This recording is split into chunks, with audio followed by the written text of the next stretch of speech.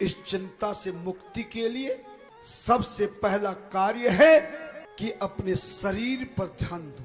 शरीर में किसी प्रकार का रोग ना आवे, शोक ना आवे। और इसके लिए सुबह ब्रह्म मुहूर्त में उठ करके जैसा बताया गया वैसे स्नान करना है। सुबह उठते ही सबसे पहले दोनों हाथों के दर्शन करना है। जमीन पर पांव रखने से पहले पृथ्वी को प्रणाम करना है। खड़े होकर के शीशे में अपना मुख देखना है। चौथे नंबर पे गर्म पानी बैठकर घूट घूट करके पेट भर के पीना। पांचवें नंबर पर मलमूत्र त्याग करना है। और छठे नंबर पर क्या करना है? मंजन करना है। दांत और जिह्वा साफ करने हैं। और सातवें नंबर पर फिर स्नान करना है। आज जितने भी आए हैं जो कल की कथा में थे, मैं विश्वास करता हूं कि आज उन्होंने सारे साथ के साथ कर्म किए होंगे। अच्छा बताओ, जितने मैं बात बता रहा हूं इसमें करने में कोई अलग से समय चाहिए क्या है? कोई पैसा लगेगा क्या? लेकिन करके देखना तुम्हारा शरीर कैसे स्वस्थ मस्त निरोगी होता है। और स्नान के बाद या स्नान से पहले अपने बुजुर्गों को प्रणाम अवश्य करना चाहिए। मैं जानता हूं तुमने स्नान के 7 कर्म तो किए होंगे, मगर ये विशेष कर्म प्रणाम का तुम में से बहुत कम ने किया होगा, क्योंकि तुम्हें शर्म आती है। अपने घर वाले के चरण छूने में शर्म आती है ना। हम जैसे संतों के पांव छूने के लिए भागते हो, लेकिन आज अपने माता पिता के चरण छूने से, सास ससुर के चरण छूने से, अपने बड़ों का आशीर्वाद लेने में तुम्हें शर्म आती है। यही कारण है कि सारे देवता, सारे ग्रह रुष्ट होकर, पितृ रुष्ट होकर तुम्हारे शरीर को निरोगी नहीं रहने देते।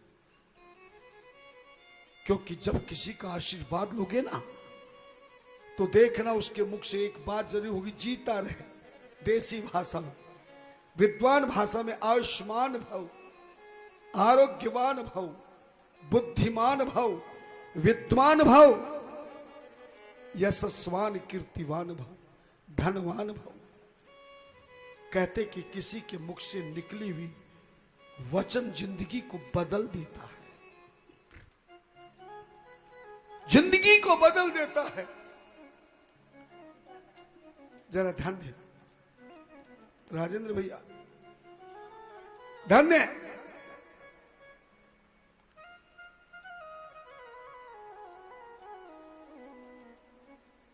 हरे हरे महादेव, हरे हरे महादेव।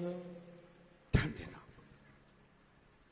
स्नान करने का एक कर्म करने के बाद या पहले 2 काम और करने लग जाओ तो मैं तो कथा करके चला जाऊंगा, मगर तुम मेरी याद को कभी भुला नहीं पाओगे अगर तुमने 2 काम करना शुरू कर दिया तो। एक तो सुबह उठकर अपने बड़ों को प्रणाम करो, और जो बच्चे हैं उनको भी प्रणाम करने की शिक्षा दो। कहते हैं कि घर में कितना कलेश हो जाए, पति और पत्नी में झगड़ा हो जाए, सास बहू में रगड़ा हो जाए, भाई भाई में झगड़ा तगड़ा हो जाए, लेकिन प्रणाम करने का नियम अगर बना हुआ है तो रात को झगड़ा होके सो गए, लेकिन सुबह जब प्रणाम करोगे तो राजीनामा हो जाएगा कि नहीं? हो जाएगा। नहीं होगा? पति पत्नी का रात को झगड़ा हो गया, लेकिन सुबह उठ के जैसे ही पति जी के चरण छुए तो पति एक बार नहीं आशीर्वाद देगा, फिर दूसरी बार चरण छुए फिर भी आशीर्वाद नहीं देगा और फिर भी आशीर्वाद ना दे तो पांव पकड़ करके एक श्लोक बोल दो, बोले राणा जी माने माफ करना, गलती महाराज से हो गई। तो पति तो क्या, पति का बाप भी आशीर्वाद देगा। तरीका मैं बता देता हूं, करना तुम्हें है, ना करो तो मैं क्या करूं फिर, है? भगवान ने भी कहा मैंने मानुष जन्म तुझको हीरा दिया। क्या बात है, आज तो चमत्कार दे रहा था। मैंने मानुष जन्म तुझको हीरा दिया, जो तू बिरथा गमाए तो मैं क्या करूं, जो तू बिरथा गवाए तो मैं क्या करूं। मैंने मानुष जन्म तुझको हीरा दिया, मैंने मानुष जन्म तुझको हीरा दिया, जो तू बिरथा गमाए तो मैं क्या करूं, ओ जो तू बिरथा गवाए तो मैं क्या करूं, जो तू बिरथा गमाए तो मैं क्या करूं, जो तू बिरथा गवाए तो मैं क्या करूं, जो तू बिरथा गमाए तो मैं क्या करूं, जो तू बिरथा गवाए तो मैं क्या करूं। सत्संग में मैं सारे बता ही दिया, सत्संग में ये सब कुछ बता ही दिया, जो समझ में न लाए तो मैं क्या करूं, जो समझ में ना आए तो मैं क्या करूं। मैंने मानुष जन्म तुझको हीरा दिया, मैंने मानुष जन्म तुझको हीरा दिया, जो तू बिरथा गवाए तो मैं क्या करूं, जो तू बिरथा गवाए तो मैं क्या करूं। तालियां। अगर भजन पुस्तक है तो तुम भी पेज नंबर निकाल के मेरे साथ हर भजन को सुना, पढ़ा करो, बोला करो।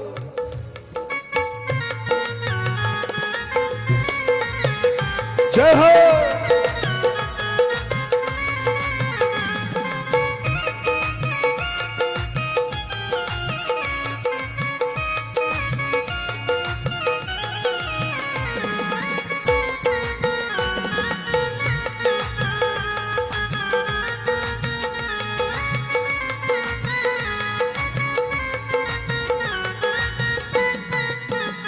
अन्न घी दूध मैंने तुझको दिया, मेवा मिष्ठान भी मैंने पैदा किया, मेवा मिष्ठान मिष्ठान भी मैंने पैदा किया, मेवा मिष्ठान भी मैंने पैदा किया, अन्न घी दूध मैंने तुझको दिया, मेवा मिष्ठान भी मैंने पैदा किया, मेवा मिष्ठान भी मैंने पैदा किया, मेवा मिष्ठान भी मैंने पैदा किया, मेवा मिष्ठान भी मैंने पैदा किया, मेवा मिष्ठान भी मैंने पैदा किया।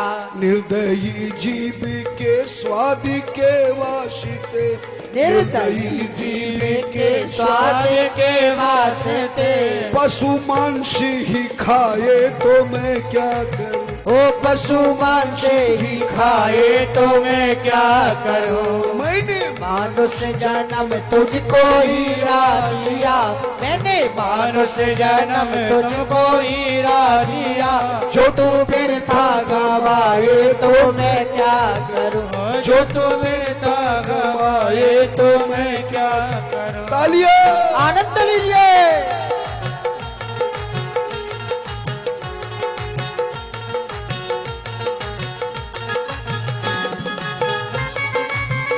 जय हो।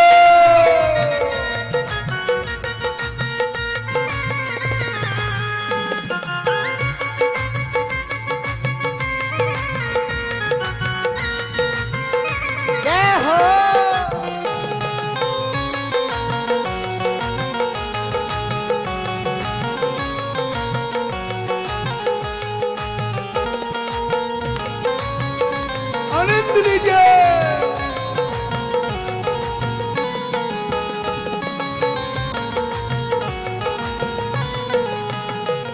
दिन दुखियों को निस दिन सताने लगा, रात दिन पाप में मन लगाने लगा, रात दिन पाप में मन लगाने लगा, रात दिन पाप में मन लगाने लगा।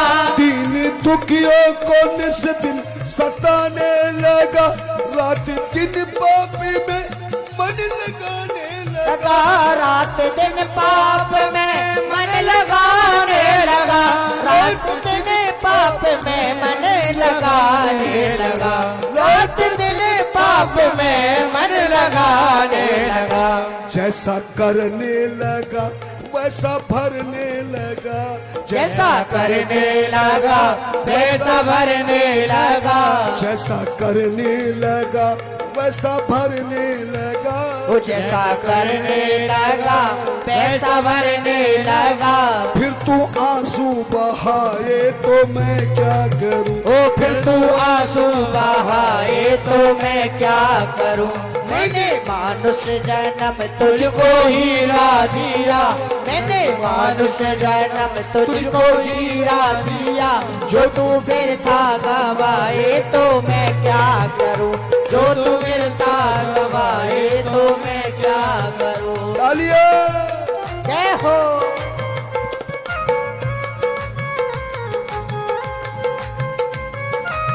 जय हो।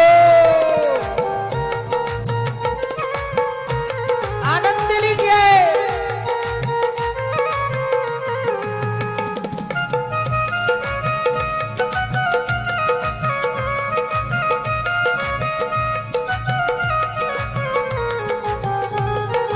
जय हो।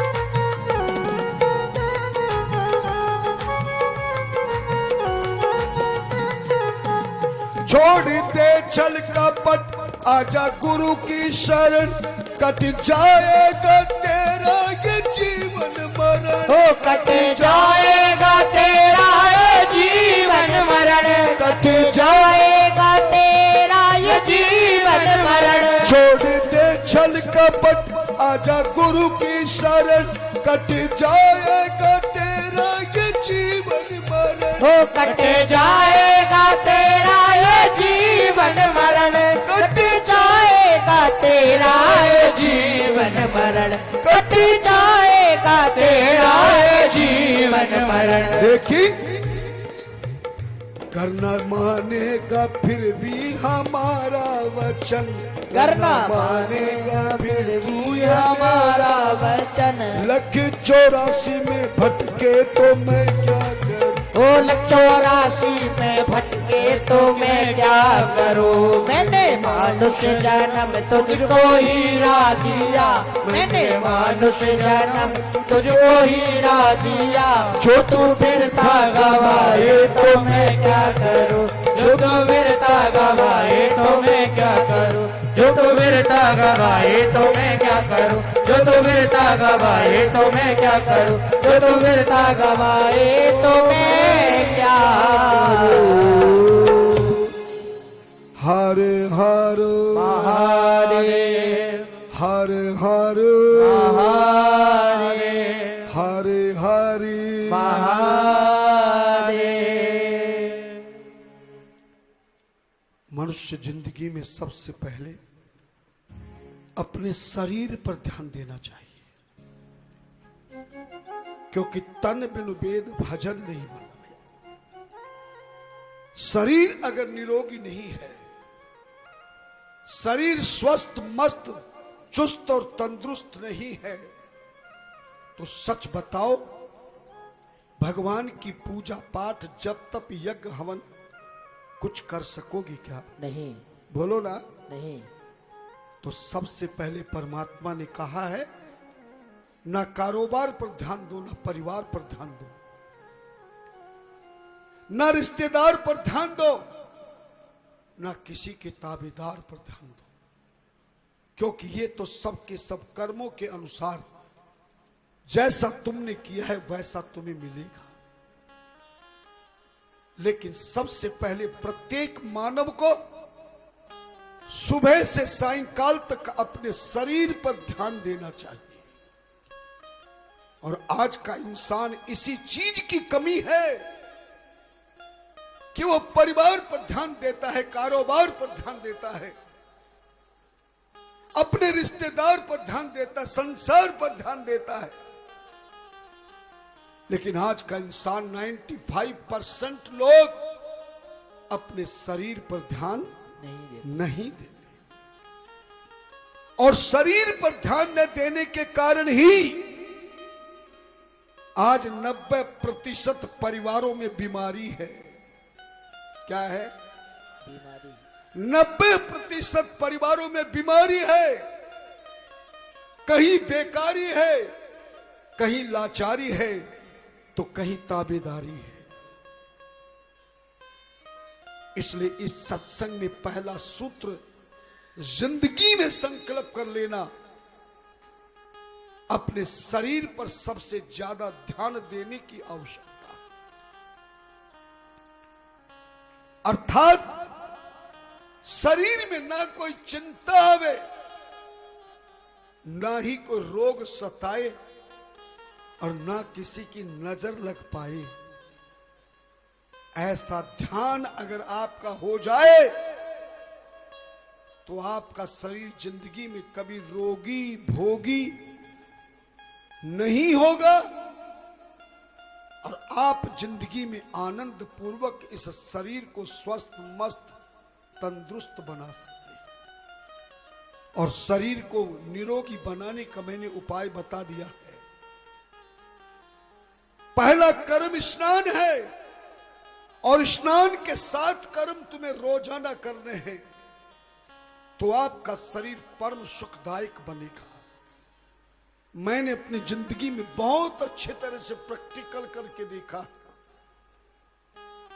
बड़े बड़े योगी संत महात्माओं ने भी अपने शरीर को स्वस्थ मस्त बनाने का प्रयास किया, अभ्यास किया।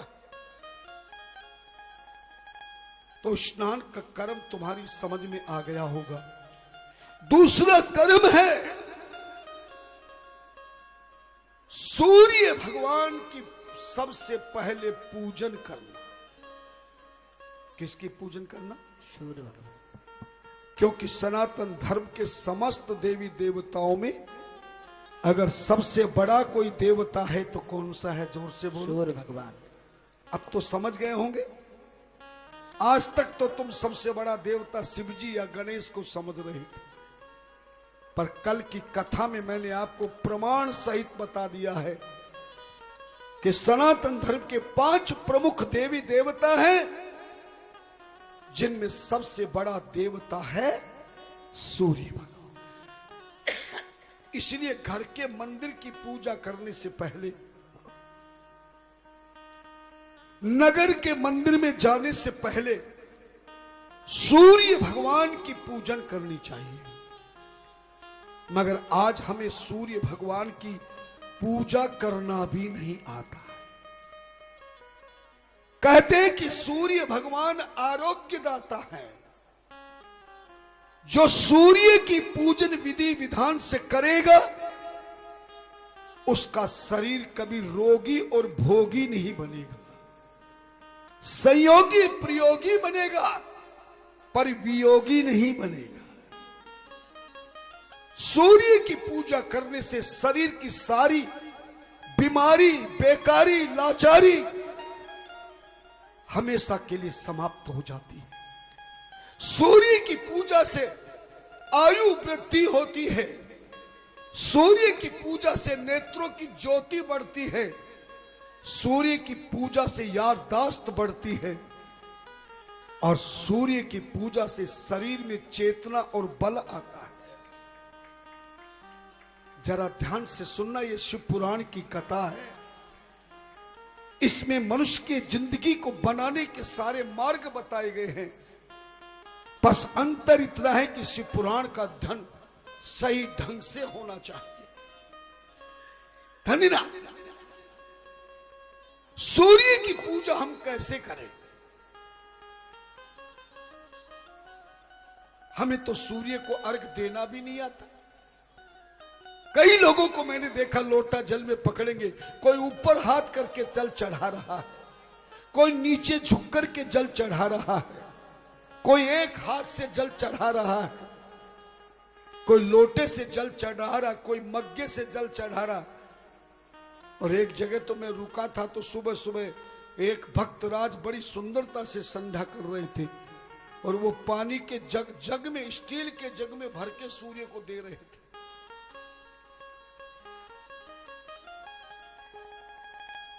मैंने बताया था सनातन धर्म में कोई भी पूजा करो, पाठ करो, जप करो, आराधना करो, साधना करो, पर बिना विधि विधान के नहीं करना चाहिए। मनमाने ढंग से, बेड़ा चाल से करोगे तो आपको उसका फल ठीक से नहीं मिलेगा। सूर्य को अर्घ देने का विधान क्या है? सबसे पहला सूर्य का विधान है कि सूर्य भगवान को कभी भी लोटे से जल नहीं चढ़ाना चाहिए। ध्यान से सुनना मेरी बात। किससे जल नहीं चढ़ाना चाहिए? लोटे से। लेकिन आप जितनी यहां बैठे हो ना, या तो सूर्य को जल चढ़ाया ही नहीं होगा, और जिसने भी चढ़ाया है वो 99% लोटे से ही जल चढ़ाया। अब बताओ, जब लोटे से सूर्य को जल नहीं देना चाहिए, तुम लोटे से दे रहे हो, तो सूर्य भगवान तुम्हारी बीमारी से मुक्ति देंगे या फिर रोग पैदा करेंगे? कोई टैबलेट जिस रोग की डॉक्टर देवे, उसके लेने का विधान बतावे कि भोजन से पहले लेना, खाली पेट भी गोली ली जाती है, भोजन करने के बाद भी ली जाती है, सुबह भी ली जाती, दोपहर में भी ली जाती, रात को सोते समय भी ली जाती है। अगर कोई आदमी जो विधान बताए उसके अनुसार ना करके मनमाने ढंग से अगर उस टैबलेट को लेने लग जाए, तो जो गोली फायदा करने वाली है वो नुकसान करेगी नहीं। जोर से बोलो। करेगी। क्यों आज नाराज हो क्या हमसे? दो ही कारण लग रहे, आज तुम्हारी आवाज हमें सुनाई नहीं दे रही है। या तो कल मुख्य यजमान ने शिव की बारात में तुम्हें ज्यादा माल खिला दिया, हाँ, जब खाने को ज्यादा मिल जाए तो आदमी फिर बोलने में भी अकड़ करता है, और या फिर तुम्हें कल ज्यादा हमने नचा दिया इसलिए कहीं नाराज हो। लेकिन बात दोनों नहीं है। थोड़ा बोला करो, मुझे भी तुम्हारी आवाज बहुत अच्छी लगती है। और हमारी आवाज कैसी लगती है? अरे झूठ से ही कह दो कि अच्छी लगती है तो हम भी खुश हो जाए। यह शिव महापुराण, यह शिव महापुराण, यह शिव महापुराण, यह शिव महापुराण, यह शिव महापुराण, यह शिव महापुराण, ओ शिव महापुराण, शिव महापुराण,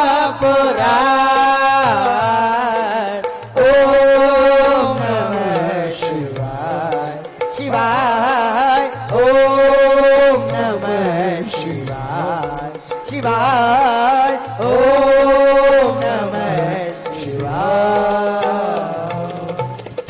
हरे हरे महादेव, हरे हरे महादेव, हरे हरे महादेव। पहली बात याद रखना, सूर्य भगवान को लोटे से जल नहीं देना चाहिए, क्योंकि सूर्य को जल नहीं चढ़ाया जाता है, सूर्य को अर्घ दिया जाता है।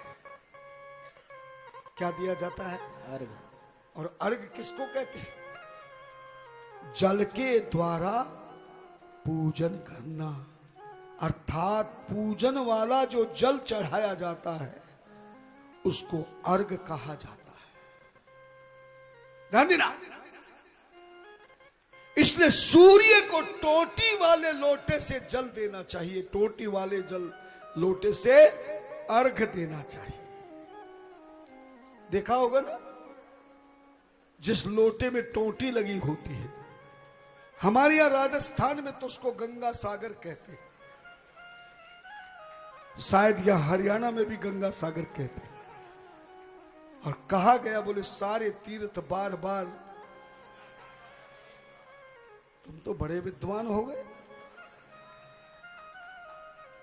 सुना जैसा ही लगा है।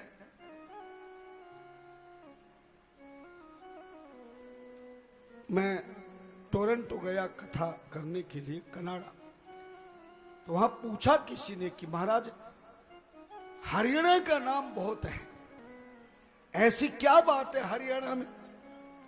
मैंने कहा जहां दूध दही का खाना, उस राज्य का नाम है हरियाणा। और जहां दूध घी मक्खन खाया जाए, फिर क्यों ना बुद्धि तेज होगी। आज हमें भी इस नगर में पहली बार मुख्य यजमान के यहां भोजन करने का अवसर मिला। हमारे साथ आचार्य जी भी कहे थे, ये देवाचार्य जी भी गए थे, ये आचार्य जी, ये देवाचार्य जी। जैसे इस मकान में घुसे तो पड़ोसियों तक को देसी घी की खुशबू आ रही थी। नहीं यार, है ना? हाँ। और जितनी देर भोजन नहीं आया, ये तो बातों में लगे रहे, मैं खुशबू को सूंघ सूंघ के बुद्धि तेज करता रहा। और जब भोजन आया तो फिर टूट पड़ा। हमारा मैनेजर ये तो खाते खाते बातों में लगे रहे हैं।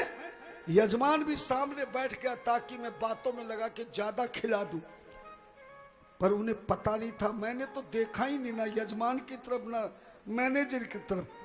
मेरा काम तो भोजन करने का था। जब तक वो 2 रोटी खाते, मैं 4 खा के पूरा। हाँ, भोजन करते समय कभी बोलना नहीं चाहिए, और भोजन करते समय भोजन के अलावा कहीं देखना नहीं चाहिए, और भोजन करते समय कभी झूठा नहीं छोड़ना चाहिए।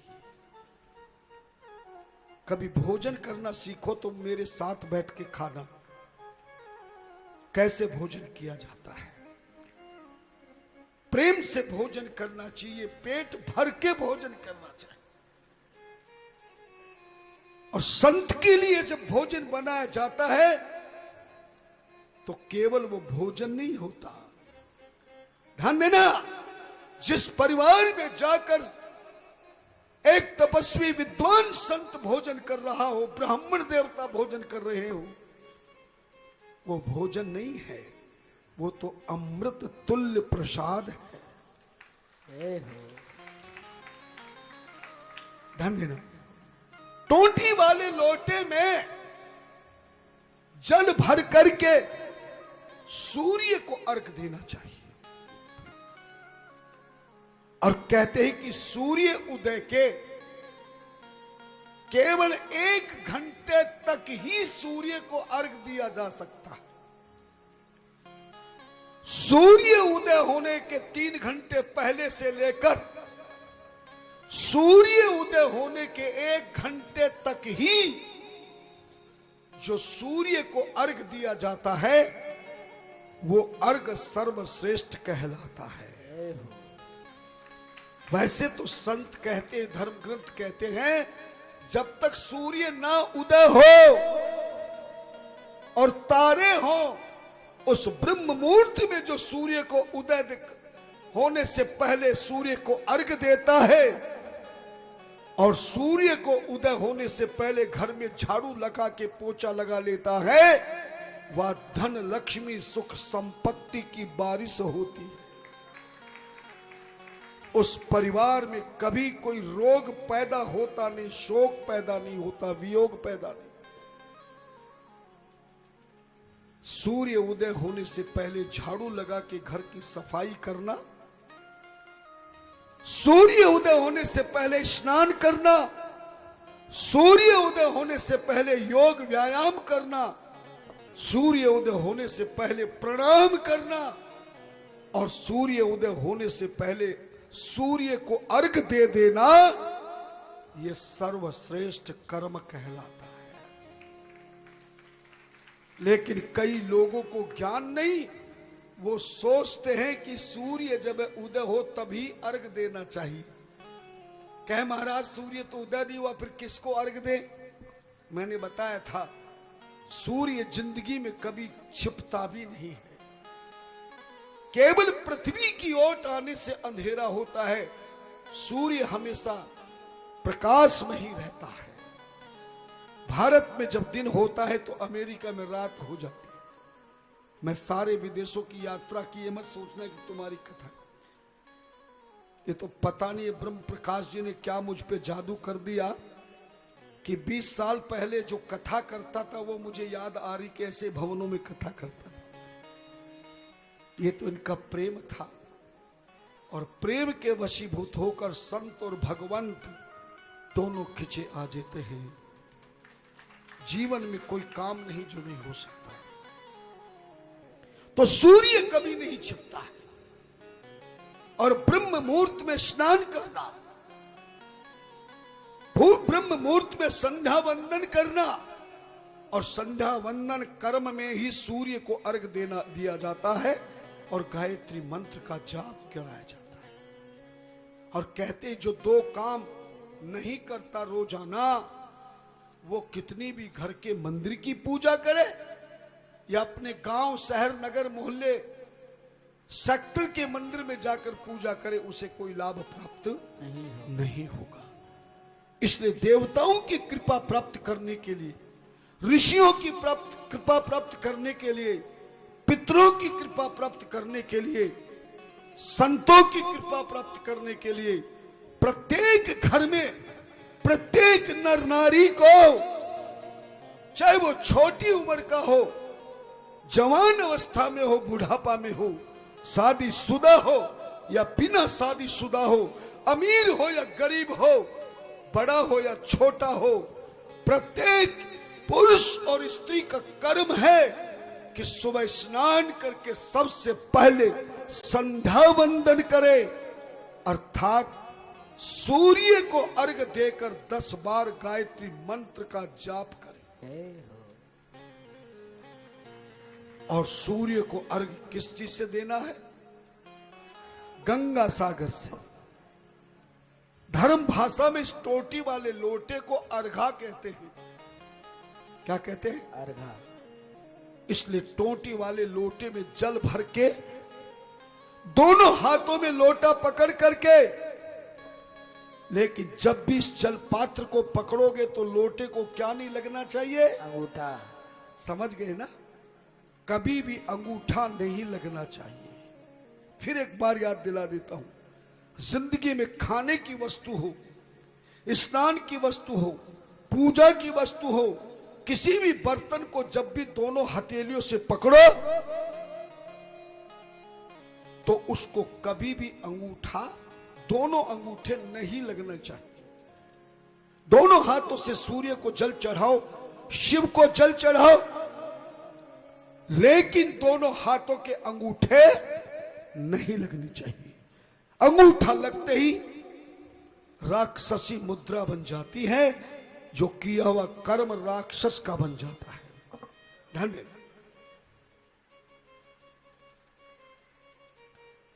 ध्यान देना। और दूसरी बात, 2-3 शंकाओं को मैं दूर कर देता हूं। पहली बात, सूर्य उदय होने से पहले भी अर्घ दे सकते हो और सूर्य के उदय होने पर भी दे सकते हो। आप बिना सूर्य को देखे भी जल दे सकते हो और सूर्य को देखकर भी अर्घ दे सकते हो। अपने कमरे में भी जल दे सकते हो, सूर्य को अर्घ दे सकते हो। छत पे जाकर के भी अर्घ दे सकते हो, बालकोनी में खड़े होकर भी दे सकते हो, बगीचे में खड़े होकर भी दे सकते हो, बंद कमरे में भी आप सूर्य को अर्घ दे सकते हैं। यह मत सोचना कि सूर्य दिखाई दे तब ही हम अर्घ देवें, ऐसा नहीं। केवल सूर्य की ओर मुख होना चाहिए। किसकी ओर मुख होना चाहिए? सूर्य की ओर मुख हो, चाहे कमरे में हो, चाहे मंदिर में हो, चाहे छत पे हो, बालकोनी में हो, जहां भी तुम सूर्य को अर्घ देने की सुविधा समझ सकते हो, सूर्य को आप वहां पर अर्घ देंगे। केवल पवित्र स्थल होना चाहिए। दूसरी बात, लोटा पकड़ते समय अंगूठा नहीं लगना चाहिए। और तीसरी बात, जब भी सूर्य को अर्घ देवे तो अपने दोनों हाथ लोटा पकड़ करके कंधों के सामने होने चाहिए, हृदय के सामने होना चाहिए।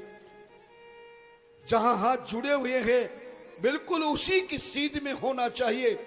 और चौथी बात, पुरुष को अपने दाएं पांव की एड़ी को जमीन से ऊपर करके पंजे पर रहना चाहिए, और स्त्री को बाएं पांव, उल्टे पांव की एड़ी को उठा करके सूर्य को अर्घ देना चाहिए। और पांचवी बात, सूर्य को अर्घ कभी भी, सूर्य को दिया हुआ जल कभी भी पृथ्वी पर नहीं होना चाहिए, जमीन पर नहीं देना चाहिए। या तो किसी पेड़ पौधे की जड़ में दे सकते हैं, किसी पौधे के गमले में दे सकते हैं, अन्यथा कोई भी थाली या प्लेट सामने रख करके सूर्य को जल उसी पात्र में देना चाहिए। क्योंकि सूर्य का दिया हुआ जल अमृत के समान हो जाता है, उसे भी जलामृत कहते हैं, सूर्य जलामृत कहा जाता है, पवित्र जल होता है। इसलिए जमीन, खाली जमीन पर सूर्य को अर्घ ना दे, और जिस भूमि पर किसी के पांव जाने की उम्मीद हो, उस भूमि पर तो कदापि सूर्य का जल नहीं देना चाहिए। या तो किसी बर्तन में दे, या किसी पौधे में या पेड़ में, बगीचे में, लॉन में, या अपने घर के अंदर दे तो नीचे एक पात्र रख ले, थाली रख ले, भगोना रख ले, कोई भी चौड़ा पात्र रखे जिससे वो जल पूरा उसमें आ जाए।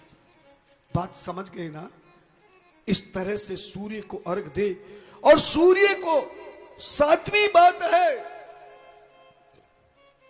सूर्य को अर्घ अखंड जल धारा से नहीं देना चाहिए। लोटे को हिलाते हुए, जल को उछालते हुए सूर्य को अर्घ देना चाहिए। और सूर्य को अर्घ देते समय अगर उस जल के छींटे आपके शरीर पर लग जाए तो परम सौभाग्य समझना चाहिए।